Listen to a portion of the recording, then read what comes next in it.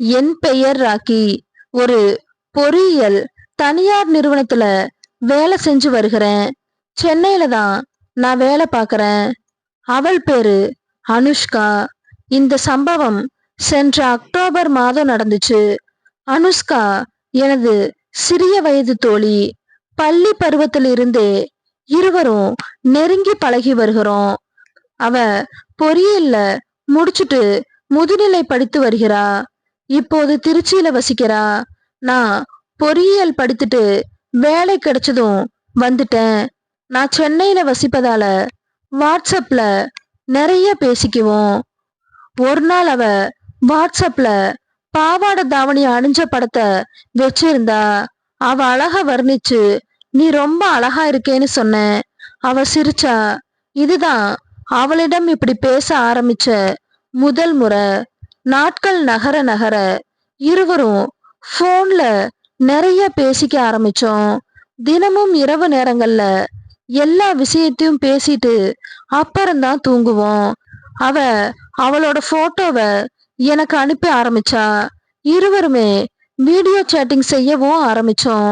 கடைசியா அவளை நேர்ல பார்க்க முடிவு செஞ்சேன். இருவருக்குமே பார்ப்பதற்கு ஆசை அதிகமா இருந்துச்சு. சரியான தருணத்திற்காக காத்துட்டு இருந்தோம். ஆனா வெகு காலம் காத்திருக்க வேண்டி இருந்துச்சு.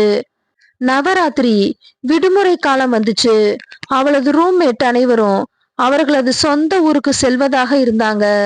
அவளை வீட்டுக்கு போக வேண்டான்னு சொல்லிட்டேன். நானும் திருச்சி கிளம்பினேன். திருச்சி சென்று அவள் தங்கி இருக்கும் அறையோட கதவை தட்ட அவ திறந்து பார்த்து என்னடா இவ்வளோ சீக்கிரம் வந்துட்டேன்னு கேட்டா. அவ அரை தூக்கத்துல இருந்ததால என்ன உள்ள அழைச்சு வரவேற்றா. என் காதுல டே இன்னும் முழுசா 2 நாள் நமக்கு இருக்கு, அவசரப்படாத, எல்லாத்தையும் பொறுமையா பேசிக்கலாம், வந்து ஓய்வெடுன்னு சொன்ன.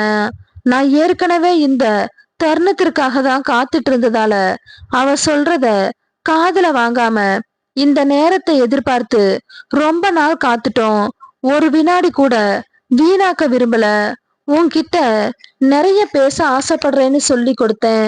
பின் இருவரும் சிறு வயதில் நடந்த எல்லா விஷயத்தையும் பேசிக்கிட்டு இருந்தோம். மிச்சம் இருந்த 2 நாட்களும் எங்களால முடிஞ்ச அளவு அனைத்து விதத்திலையும் சந்தோஷமா இருந்தோம். அவளை சந்திக்க மீண்டும் காத்துட்டு இருக்கேன்.